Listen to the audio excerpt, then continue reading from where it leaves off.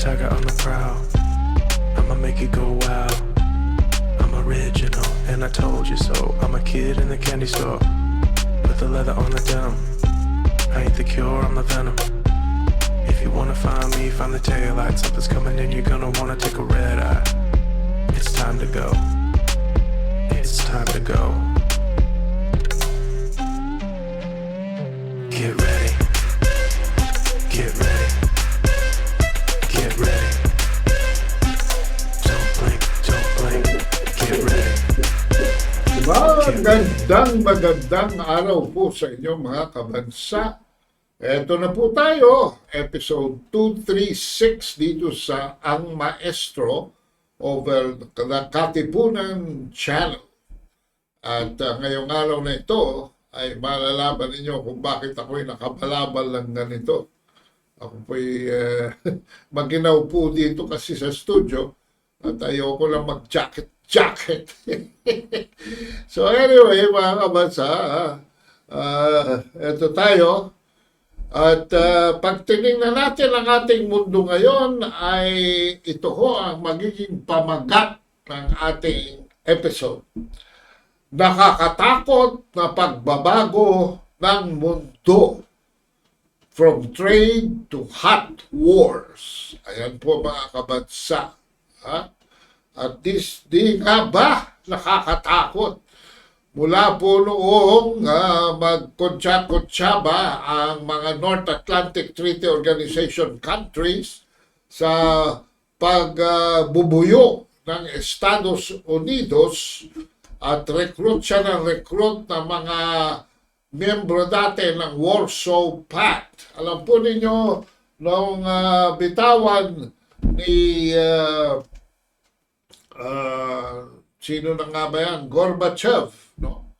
Nung bitawan ni Gorbachev, ang Union of Soviet Socialist Republics, lahat po ng mga miyembro niyan ay nakapirma sa Warsaw Pact.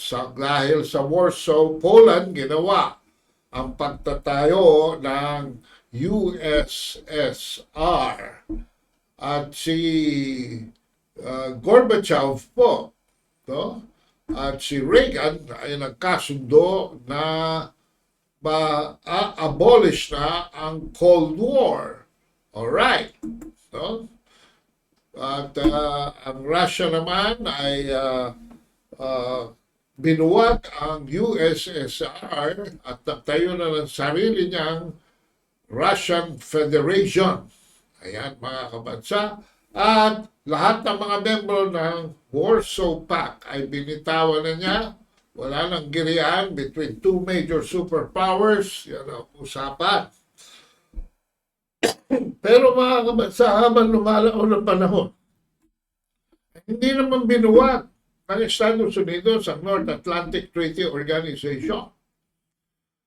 So, bukod tangi, nagre-recruit pa sila ng mga members ng NATO at nahalata ng Russia na pinalilibutan na siya ng mga NATO countries, mga kabansa. At ang huling punto na tinolerate ng Russia ay ang pagiging independyente ng Ukraine dahil Ukraine po ang nakasuso sa pusod ng Russia, Western Russia, nakatutok ang Eastern Ukraine. At alam po ninyo, yung Ukraine ang dinevelop ng Russia sa eastern side niya, no? Mula sa Donbas region pababa hanggang Crimea, dinevelop po niya yan to be the war industrial complex. And the industrialization of Russia was downstream to eastern Ukraine. Samantalang ang western Ukraine, which remains to be the European phase of the country, was primarily agricultural. At yan po ang food basket naman, at yan ang gagaling halos majority ng wheat during that time that is being consumed by the world. But in 2014, nang-intriga po ang Amerika at nagkaroon ng Orange Revolution. Parang yung Yellow EDSA Revolution dito sa atin, kung saan pinatalsik ang pro-Russian president. At ito po ay pinalitan ng pro-NATO president. At dyan nagsimula.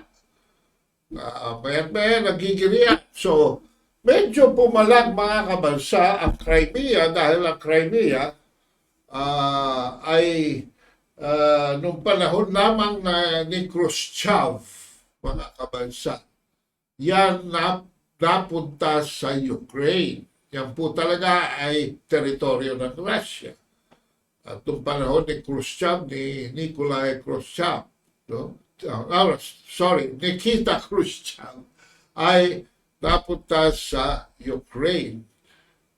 At noong 2014, umalis po ang Crimea sa Ukraine at nag-join siya ng Russian Federation. Samantalang yung eastern section ng Ukraine, from the Donbas region, nandiyan po ang pababa dyan hanggang makarating na Odessa, mga kabansa, pababa. Bababa po yan ng Zaporizhia, bababa po yan ng Kherson, and then we will end with Odessa. Maintained to be difficult for the Western Ukraine. So, after many years of bombing, mga kabansa, many years of bombing, in fact, 8 years, hindi naman tumitigil ang Western Ukraine from bombing the Donetsk region, the Donbas region. At noong 12 to 14,000 na namamatay, ay na-aggravate pa ito ng deklarasyon na ang Ukraine ay nag-iisip mag-join ng NATO. Kaya in 2022, mga kabansa, in order to protect the Donbas region and the Russians in the eastern Ukraine area, dahil wala silang depensa sa pag-atake ng Ukraine backed up by NATO, pinasok ng Russia ang Ukraine at ngayon ay halos lahat ng eastern Ukraine ay kontrolado na ng Russia. At nandiyan po, and we saw that this made a lot of changes in the world. Nandiyan yung pagbubomba, pagsira ng Nord Stream. Yung pong oil and gas pipeline from Russia to Germany. Pinasabog po yan ng di umano ay Ukrainian NATO-US conspiracy. At ngayon mga kabansa, natatalo na si Zelensky at wala na halos gustong tumulong sa kanya sa West and Eastern Europe dahil hindi naman niya maipakita na maipapanalo niya ang gera. At pangalawa, naghihirap na po ang Eastern European economy.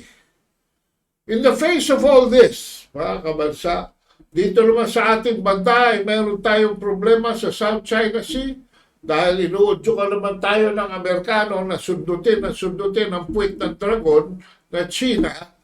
At dito naman ay may konting angisan, mga kabansa, angasan. So meron din dito problema. But in the face of all this, China's been so far clean slate. Wala siyang problema. China is not in any war and all that stuff. It is in the economic area that China is performing. Pero dito sa paglunsad niya ng mga electric vehicles, nakakaroon siya ng problema sa trade at isa sa mga binanata ng China ay ang canola exports ng Canada sa China. Tingnan po natin ang video. China is retaliating a week after Ottawa slapped tariffs on Chinese-made electric vehicles, steel and aluminum.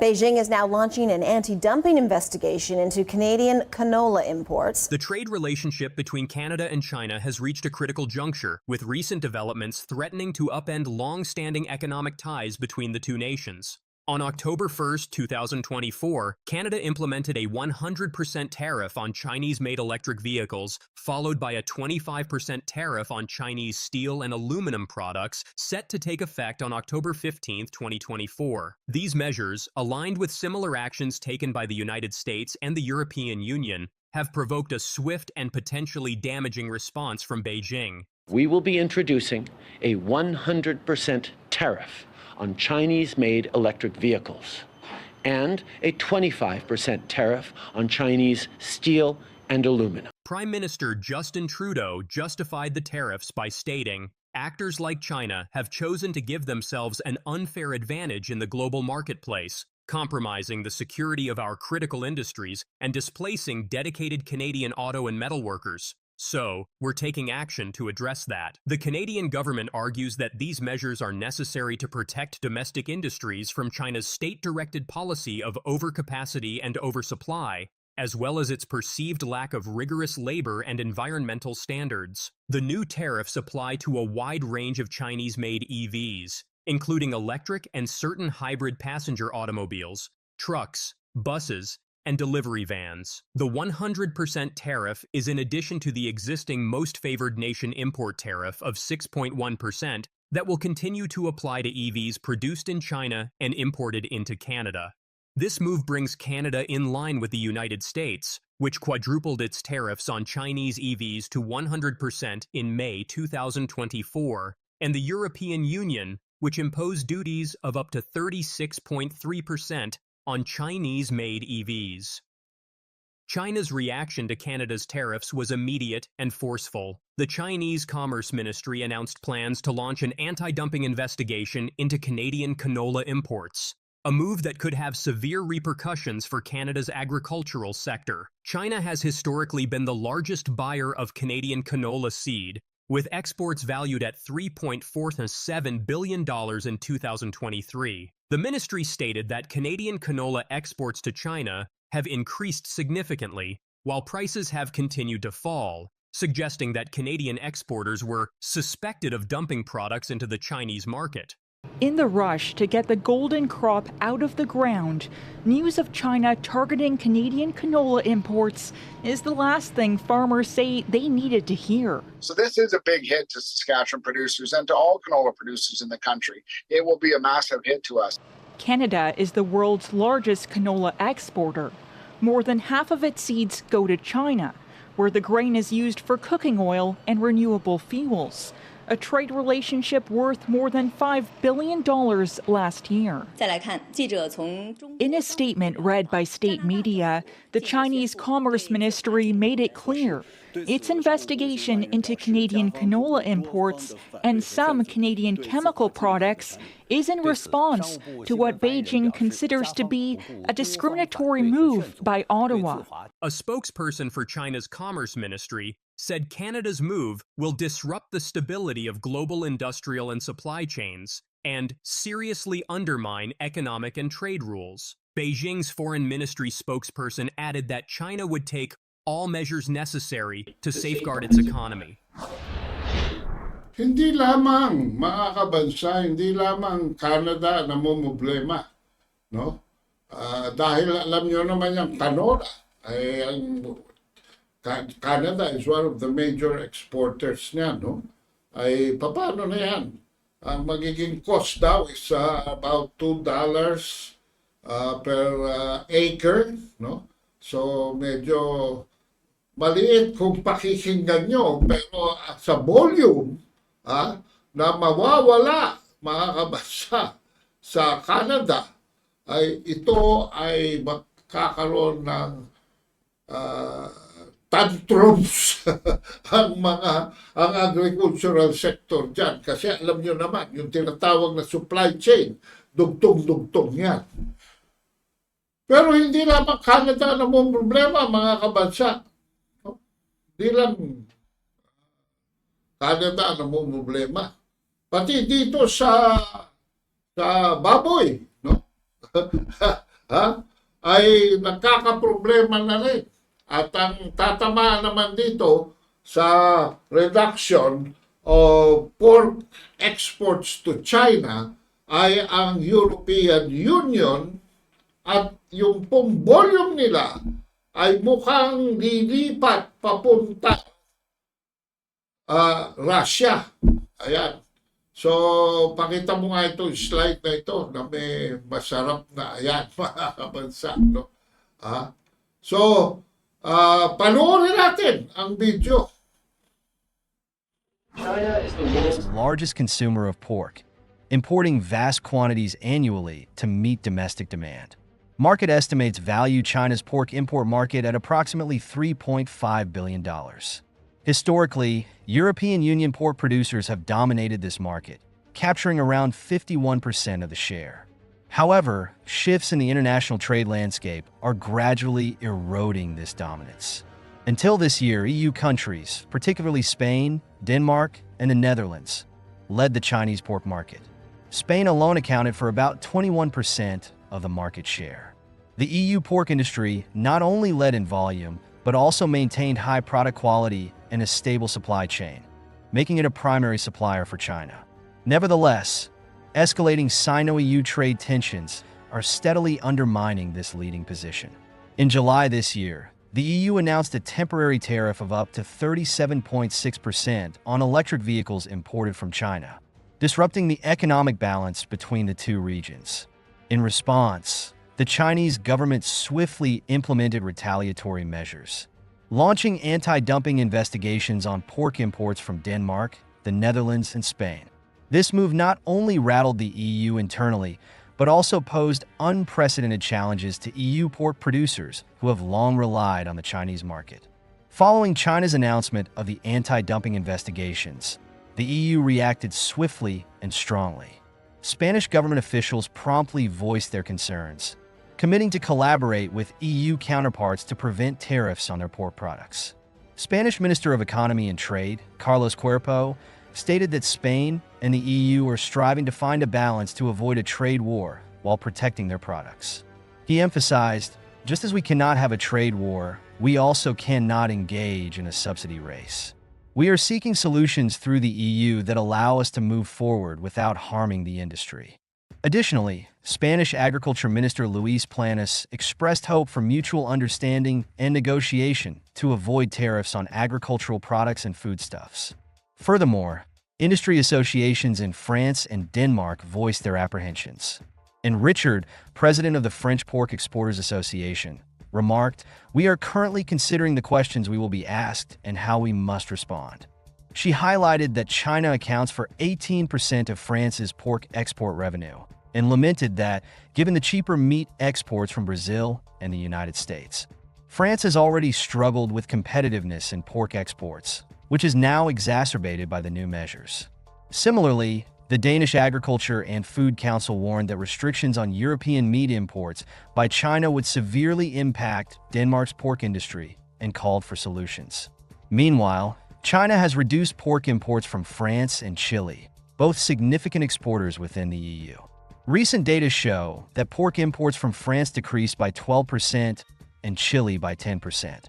Additionally, imports from the Netherlands fell by 7% and from the United States by 3%, indicating an accelerating trend towards diversification in China's pork import market. In stark contrast, Russian pork producers have seized this market opportunity. Konstantin Kovalyov, head of the Russian National Pork Association, revealed that Russia aims to capture 10% of China's pork import market within the next 3 to 4 years. Mukhang namamayani po ang China, no? Dahil na-concentrate siya sa ekonomiya at ang kanyang filosofiya is really to be able to assist the global south. Sino po yung tinatawag natin na global south?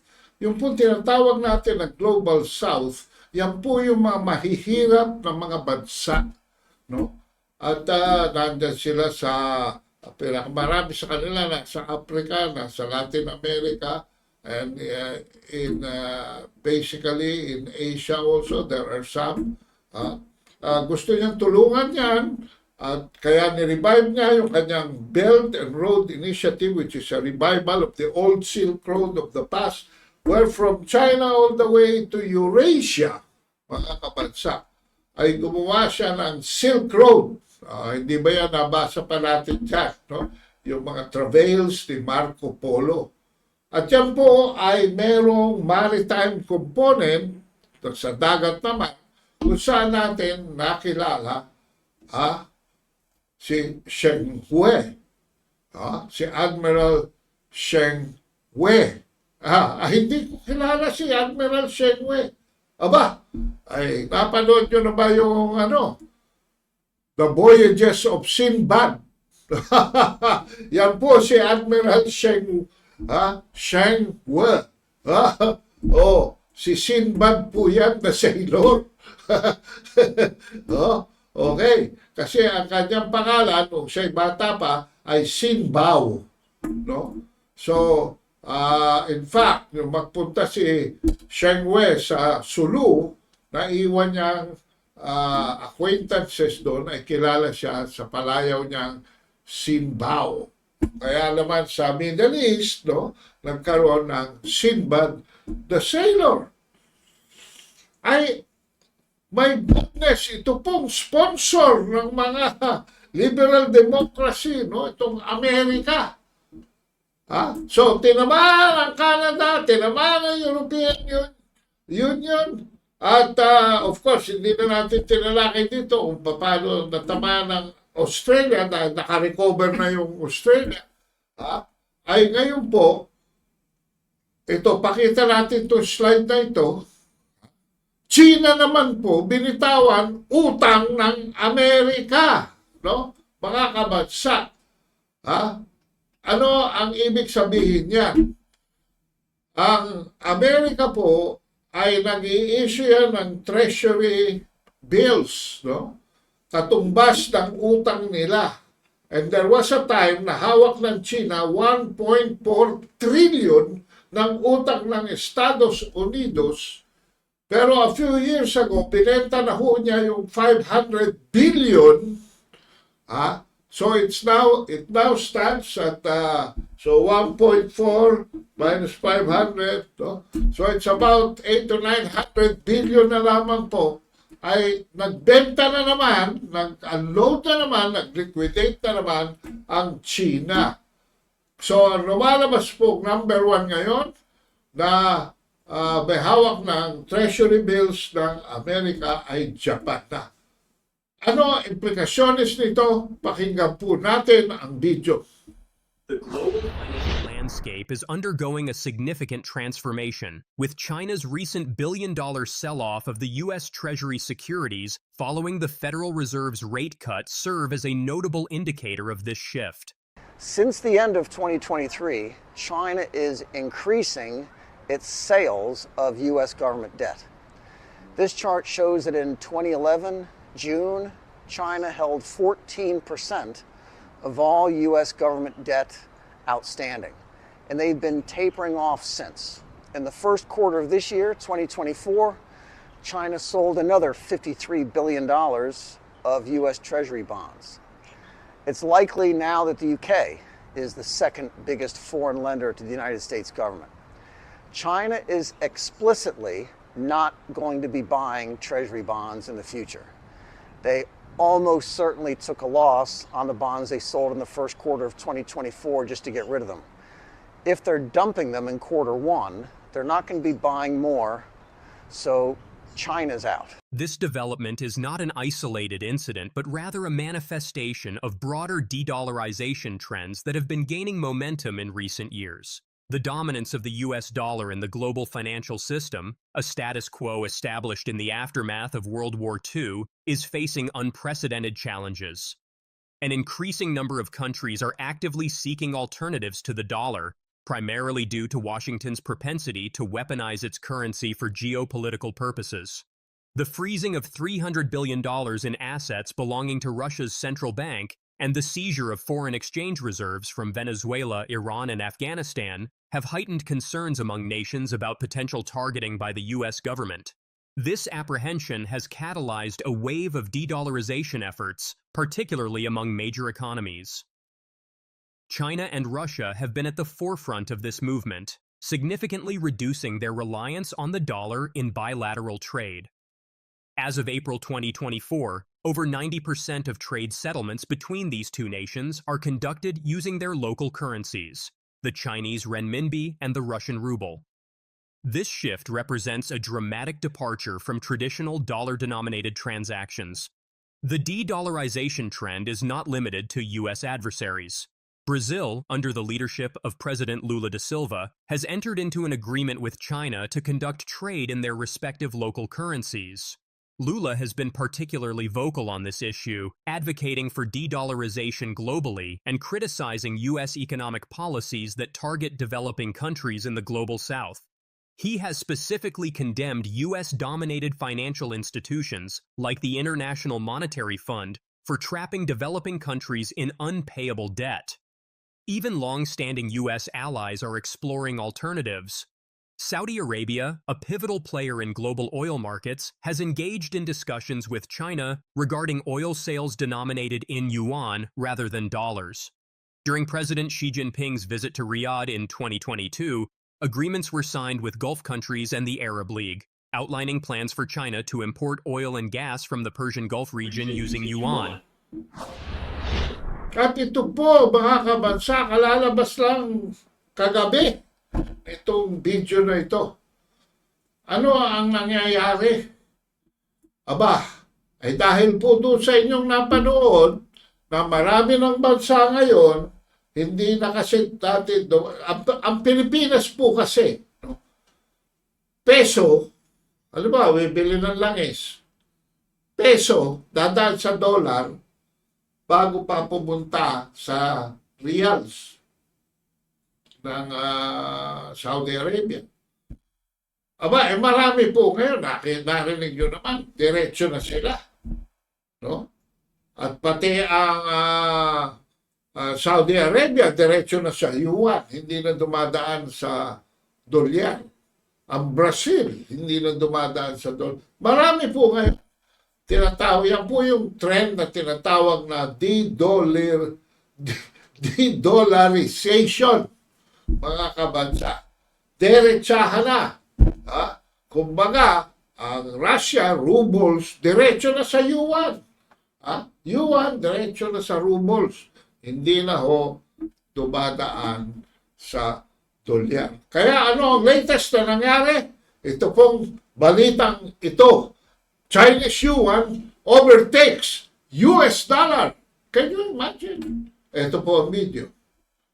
Last month, Argentina announced that they would start paying for imports using the Chinese yuan due to their shortage of dollars. And Brazil followed suit, announcing that it will allow companies. China has escalated its economic rivalry with the United States, taking direct aim at the U.S. dollar. In recent months, Chinese financial institutions have significantly increased their short positions against the American currency, betting on its decline. Estimates suggest that Chinese banks have allocated over $100 billion toward these positions, positioning themselves to profit from any devaluation of the dollar.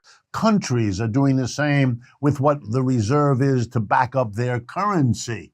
People will have confidence in their currency, not now only because they also have dollars, but because they also have yuan. And with the prospect of the yuan becoming a bigger factor connected to the biggest economy in the world within a few years, the pressure is on. No one knows how fast it will go. It will diminish the subsidy we get as a nation. It will squeeze American capitalism. It will be a boon to the Chinese capitalism in just the ways the dollar supremacy was for the United States. And one important point. The strategy revolves around sophisticated financial instruments, particularly foreign exchange swaps, which allow Chinese banks to effectively short the dollar. This maneuver enables these banks to benefit from shifts in currency values. In practice, Chinese institutions swap yuan for dollars at a predetermined rate. Should the dollar depreciate by the contract's end, the American counterpart owes more yuan, generating gains for the Chinese bank. These activities have grown substantially, with state-run Chinese banks reportedly building up more than $100 billion in short positions by 2024. The tactic has been employed as part of broader efforts to stabilize the yuan without exhausting China's foreign reserves. This currency strategy is driven by the mounting pressure on the yuan, which has been weakened by both the Federal Reserve's hawkish policies and a cooling Chinese economy. By engaging in these swaps, Chinese banks have been able to secure returns during periods of market volatility, sometimes reaping returns of up to 6% for traders involved in these deals. In addition to foreign exchange swaps, Chinese banks are reportedly preparing to sell off US dollars in exchange for yuan, part of a broader intervention to support the Chinese currency. Despite these efforts, the yuan experienced its most significant annual decline against the dollar in decades, underscoring the challenging economic landscape facing China. At the heart of this aggressive financial strategy is China's central bank, seeking to defend the yuan amid a stronger dollar and slowing domestic growth. When Chinese banks exchange yuan for dollars, they reduce the amount of yuan in circulation, helping to stabilize its value. Yan po kasi ang naging problema. Ito kasing Estados Unidos, mga kabansa, became preoccupied with geopolitics. At to preserve its hegemony or its being a superpower sa mundo, at tawag po dyan ay hegemonya, gumagawa po siya ng rule-based order. No? Yung rule-based order po ay hindi naman yon international law. No? Yung po ay international law from the interpretation of the United States. Bibigyan ko kayo ng example, mga kabansa. Yung sinabi noong 2003, no, na itong mga Middle Eastern countries need to be watched more carefully. Bakit? Dahil noong 2001, yung Twin Towers po dyan sa New York ay inatake ng dalawang eroplano at yung pangatlong eroplano naglanding sa Pentagon, yung pong Department of Defense ng Amerika, at doon yung isa naman ay napacrash doon sa forest ng Pennsylvania. Apat po yun na eroplano na yung pong napabagsak sa Pennsylvania was really intended for the White House. Can you imagine? Oh. Pero ano ang ating napag-alaman? Ito pala ay isang conspiracy lamang ng mga neo-colonial, neo-conservatives, no, mga kabansa, ng war economy ng Estados Unidos. Ito po ang military-industrial complex that Dwight Eisenhower in the 1950s warned the world about. Na ang pinakamalaking industriya ng Amerika ay ang industriya ng gera. Kaya po, walang tigil ang Amerika kakikreate ng kaaway para may bumili at magpalit ng kanilang war equipment and material na tinatawag.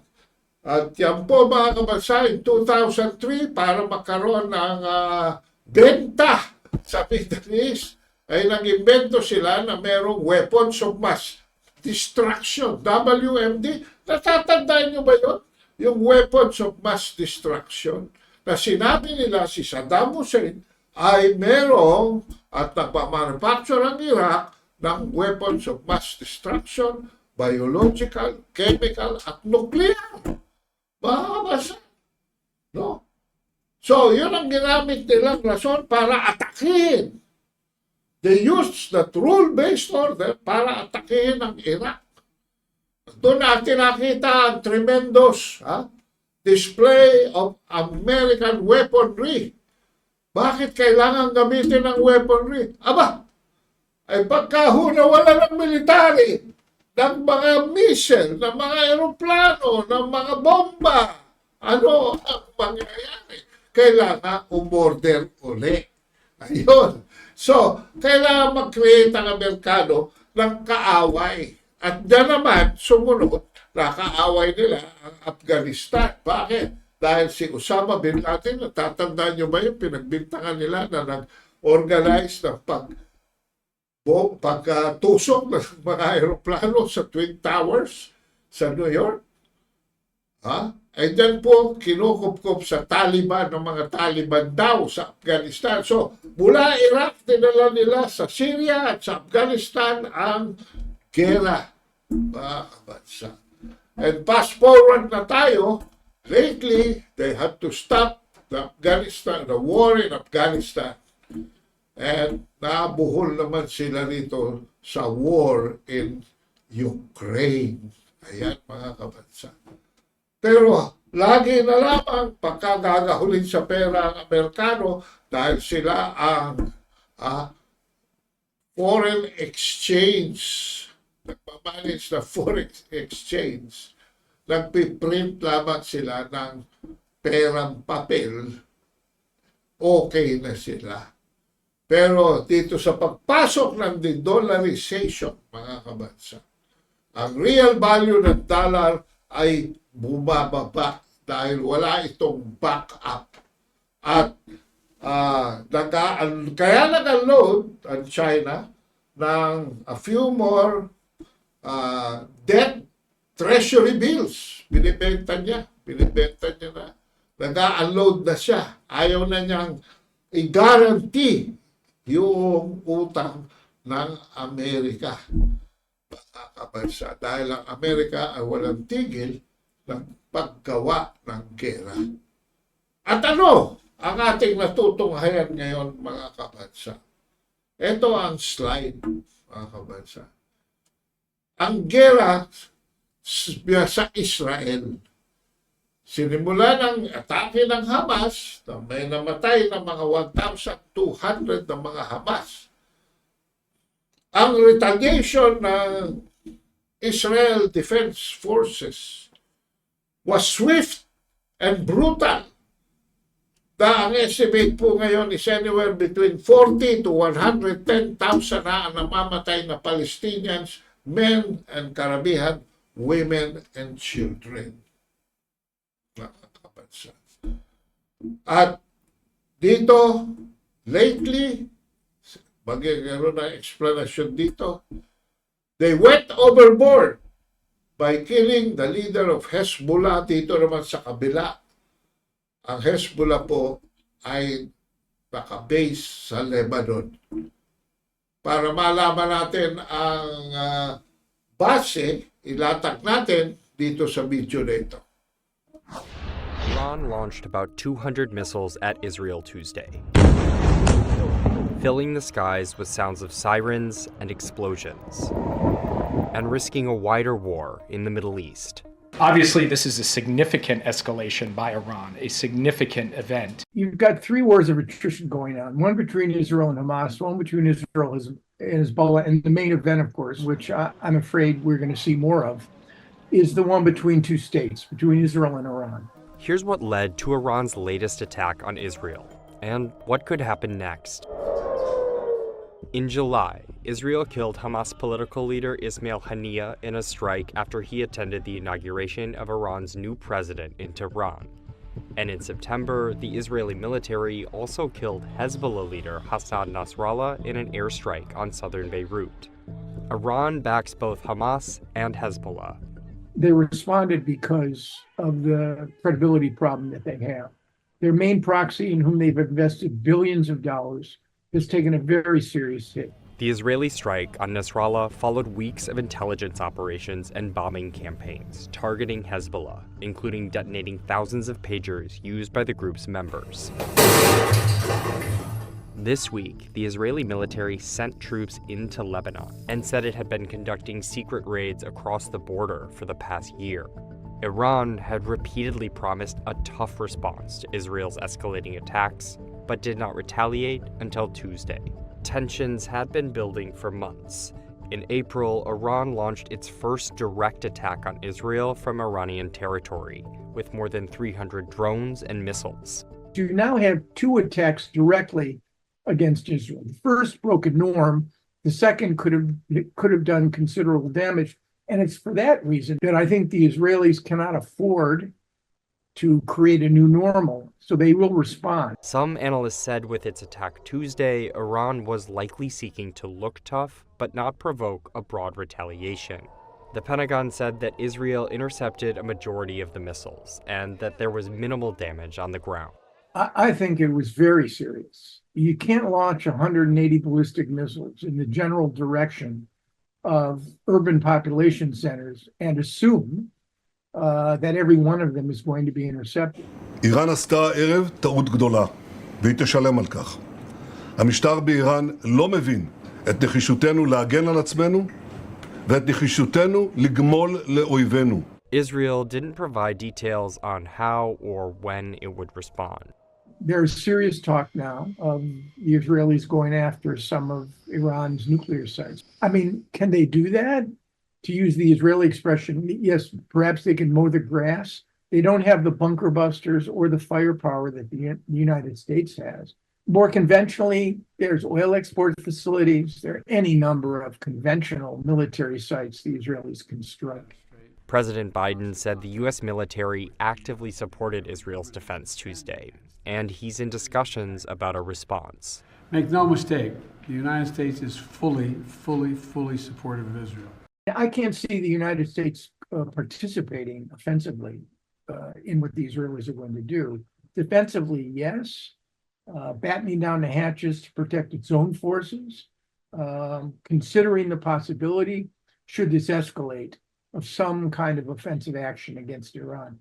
But right now, I don't think you're going to see an Israeli-U.S. partnership in what the Israelis intend to do. Iran promised a crushing response if Israel retaliates.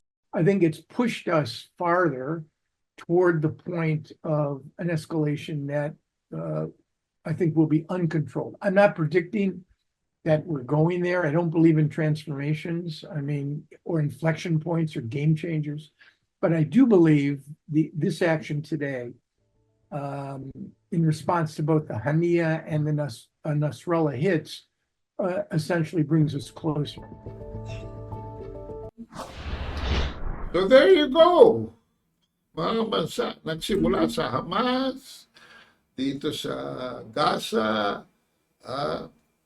tapos sa loob ng Israel, sa border, tapos ngayon nandito naman sa Hezbollah, sa kanan, mga kabansa.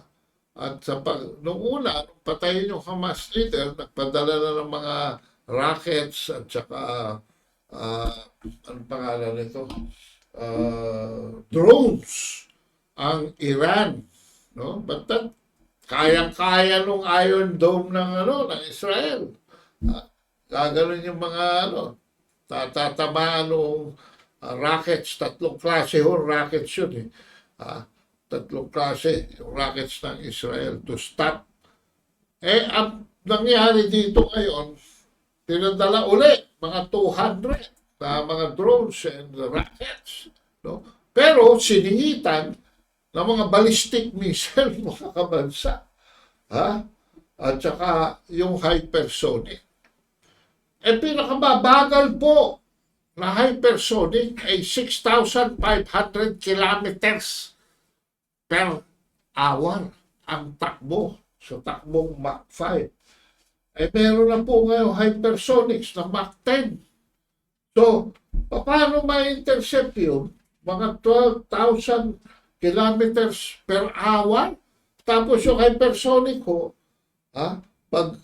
pagdating sa taas, bababa yung secondary mag-iiba-iba ng direksyon. Doon pa lamang malalaman kung paano ang pupuntahan. Yung ballistic ko is even faster kasi aakyat yun. Tapos yung baba nun, together with the weight of gravity, is even faster than the hypersonic missiles. Kaya yung Iron Dome po, Nagyayabang ang Israel na intercept daw nila 95%. Pero at least 3 airfleets nila ay sabog, kalahati ng F-35s nila wasak. Hindi ba ito inaamin ng Israel? Iniwasan ang populated areas kaya walang masyado casualty reported, no? At sumabay na, bumalik na, nag-release na rin ng rockets at missiles ang Hezbollah from Lebanon, habang inaatake naman ng Israel ang Lebanon by land. Nag-release na rin ng Yemen, mga kabansa, mga Yemeni, yung mga Houthi. Sumama na rin, nag-launch na rin. And I have unverified reports that Iran also has launched, I think, 3 missiles or something, but I have to verify that. So, what are we expecting dito sa Pilipinas? Let's bring the issue home. At dito ho sa article ni Rigoberto Ticlao noong September 27, mababasa natin na actually, U.S. missile system in Philippines provoking Cold War II arms race in Asia dahil napasok po noong April 17, 2024 ng Typhoon weapon system capable of launching a Tomahawk. So while the administration of Marcos and Congress have been engrossed in pinning down a 30-year-old Chinese-Philippine offshore gaming operator, si Alice Go, and hunting down a religious leader and undertaking operations to demolish the Duterte charisma, yung religious leader po yun ay si Kibuloy, the Philippines has become so much of a U.S. puppet, sabi niya, that a U.S. mid-range missile system has been installed here, putting the country in the middle of an arms race in Asia. Ito ho yung operational range ng Tomahawk missile in this slide.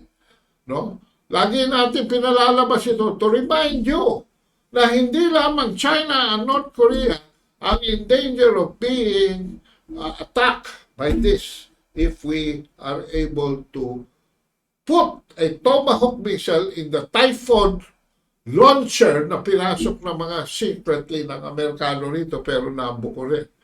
Sa South, in danger ang Brunei, Malaysia, Indonesia, and Singapore. Sa West, Thailand, Vietnam, Cambodia, Laos, at abot doon sa Myanmar, mga kabansa. So, hindi na po biro ito because the Tomahawk is capable of carrying nuclear warhead. No?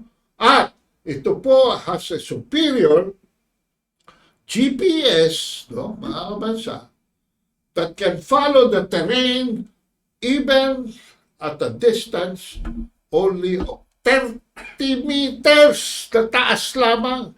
Pwede ho siya maglarong pa ganon-ganon, weaving through the typology of the terrain. No? Not the typology, the topology of the terrain, mga kabansa. And hindi matidetect ng radar because masyadong mababa ang kanyang lipat. No. Ano ho ang problema dito? Well, if we have an offensive weapon system dito sa atin, it's in violation of the Constitution because we are not supposed to adopt a war as a national policy, mga kabansa. Pangalawa, we are not supposed to host offensive weapons directed at our neighbors. Kaya tayo ngayon, parang paraya. Ayaw kong makialam ang mga ASEAN neighbors natin sa atin. And ito ho, lately, last week lamang, mga kabansa, ay nag-launch ng Intercontinental Ballistic Missile, DF-31 ang China. At ito ho ang, tingnan nyo, dumaan ho yan sa tuktok ng Pilipinas At doon sa tuktok ng Pilipinas, nandoon yung Typhoon with missile system. No? At yan po ay sumabog dito sa bandang kanan, lampas ng konti ng Hawaii. Ito po yan, pinag-uusapan natin sa video.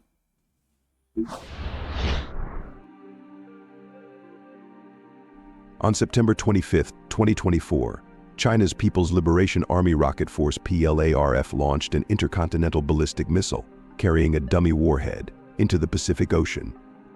This event marked a significant shift in China's approach, as it was the first time in over 40 years that China conducted a public ICBM test over international waters.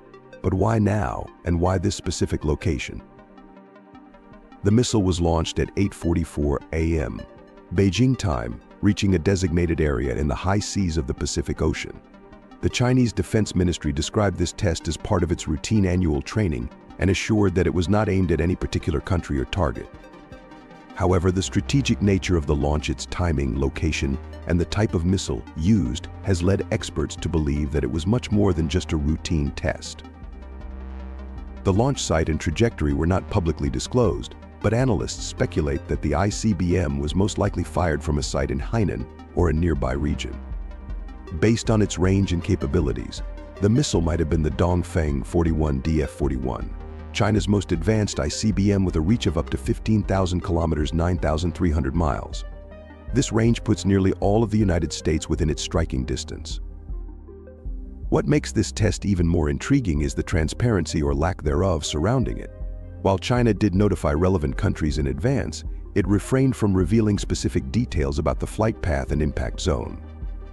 This ambiguity leaves a lot of room for interpretation and speculation, sparking concerns about the message China is trying to send.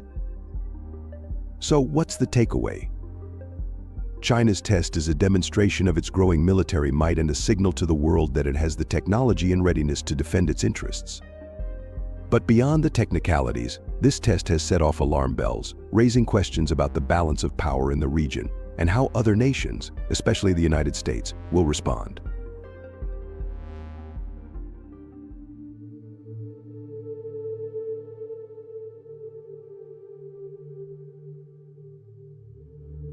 The ICBM test was not an isolated event. It came amidst a backdrop of heightened military activities and increasing regional tensions. China and Russia were already conducting joint naval exercises in waters close to Japan and the US. It had been ramping up its military presence in the South China Sea. This test, therefore, served as a bold reminder to the United States and its allies that China's missile capabilities are not to be underestimated. The timing of the test is also crucial. It coincided with the UN General Assembly Week, drawing global attention and highlighting China's willingness to flex its muscles in front of the international community. By choosing to go public with this test, China made a clear statement its missile technology is not only advancing but also ready to be showcased. For the United States, this test poses a direct challenge. It serves as a reminder that any intervention in a potential conflict involving Taiwan or the South China Sea could have severe consequences. The test was a signal to Washington that China is capable of striking back if provoked, and it has the means to project power far beyond its immediate borders. Regional allies such as Japan and the Philippines are also on high alert. Japan's Chief Cabinet Secretary Yoshimasa Hayashi expressed concerns about the lack of communication and transparency from Beijing regarding the test. The Philippines, too, noted that the missile's path crossed near its territory, raising fears of accidental confrontations or miscalculations. What's important to understand here is that this test is not just about showcasing military hardware. It's about psychological warfare and strategic messaging. By publicly testing an ICBM, China is telling the world that it's ready to stand its ground, making the cost of any potential conflict prohibitively high. Kaya mga kabansa, no? Nabanggit ng Pilipinas. Pinakita pa yung lawag, mga kabansa. Lawag, hindi man ho EDCA base yan.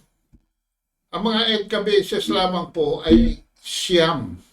Pero according to Jaime Marcos, 25 areas in the Philippines are possible targets of Chinese hypersonic missile attack. Pakinggan po natin ang kapatid ng Pangulo. Aminin natin ang problema talaga dahil sa tingin ng China, talagang kumampi na tayo sa kalaban nila. Magbigay tayo ng 17 base militar sa pakiwari nila, yung EDCA sites. Talaga mainit ang ulo nila. Natatakot talaga ako habang umiinit diyan sa West Philippine Sea. May nakita ako na plano ng China na gagamitin yung hypersonic missile. Hindi naman nila iniisip na lulusob dito sa Pilipinas yung katakot-takot na army nila, mga navy nila. Hindi ganoon. Ang plano, air. At ang plano yung hypersonic missile at nakatakda na yung 25 na target nila. Kitang-kita na. Ang sabi ng US, hindi daw nila kaya labanan yung hypersonic missile. Mas lalo akong ninervyos kasi akala ko kapag missile, meron yung ibang bansa yung tinatawag na Iron Dome, hindi makapasok yung missile. Kapag hypersonic daw, kayang-kaya pumasok. Ganyan lang kadali. Durog daw.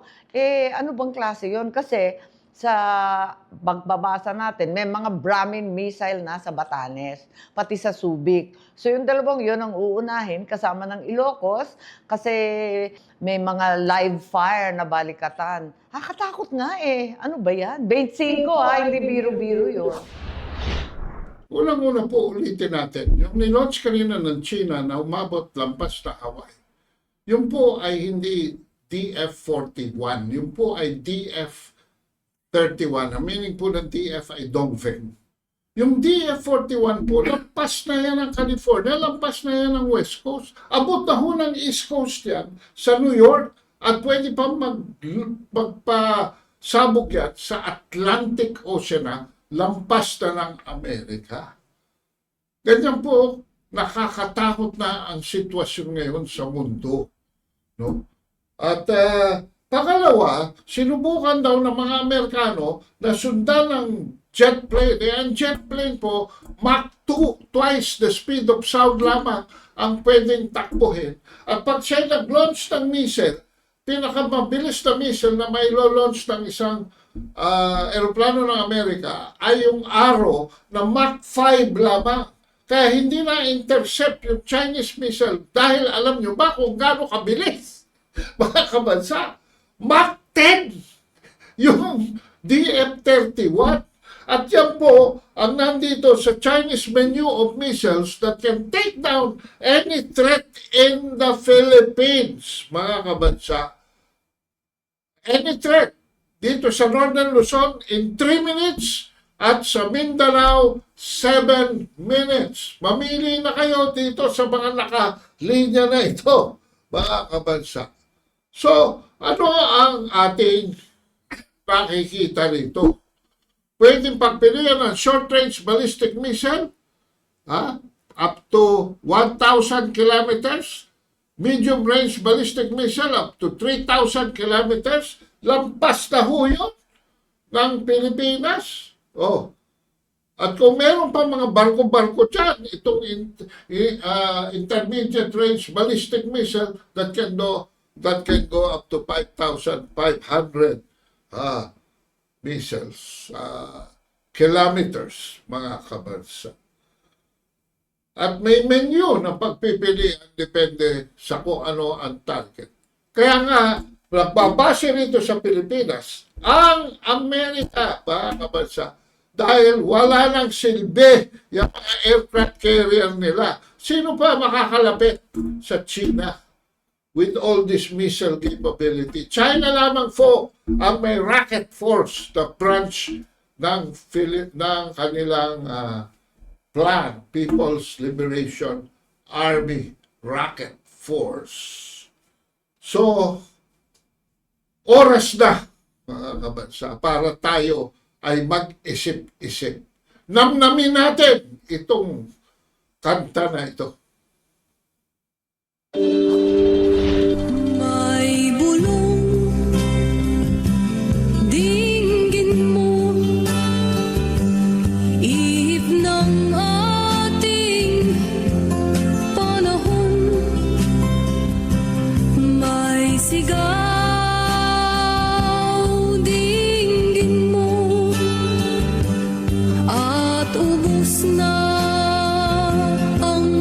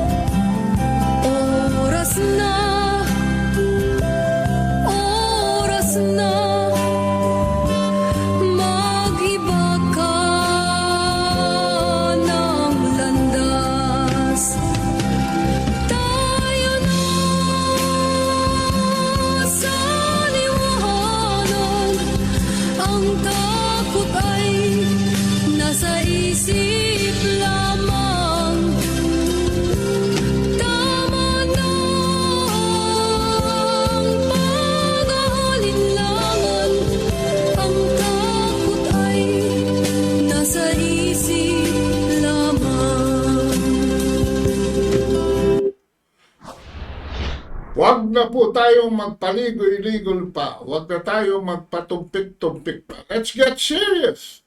Oras na para baguhin natin ang ating landas. Kung tayo papunta sa digmaan, lumayo tayo dyan.